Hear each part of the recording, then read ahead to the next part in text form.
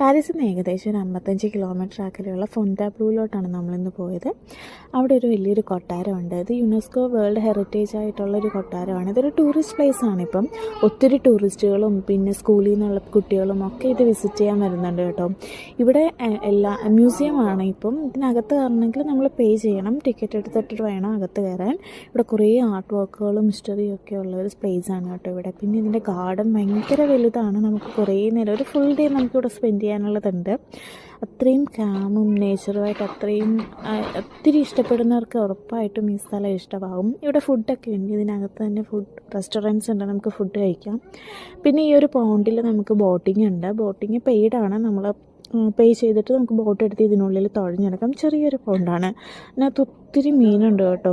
എല്ലാം ഭയങ്കര വലിയ വലിയ മീനുകളാണ്. പക്ഷെ നല്ല ഭംഗിയുണ്ട്. നല്ല വെള്ളം നല്ല ക്ലിയർ ആയതുകൊണ്ട് തന്നെ നന്നായിട്ട് നമുക്ക് ഇതിനിങ്ങനെയൊക്കെ കാണാൻ പറ്റും. പിന്നെ ഇവിടുത്തെ ഗാർഡനും ഭയങ്കര വലുതാണ്. വലിയ വലിയ മരങ്ങളൊക്കെയാണ്. ഭയങ്കര സൈലൻ്റാണ്. നല്ല രസമാണ്. എന്നാൽ ഒത്തിരി ക്രൗഡും ഇല്ല ഇവിടെ.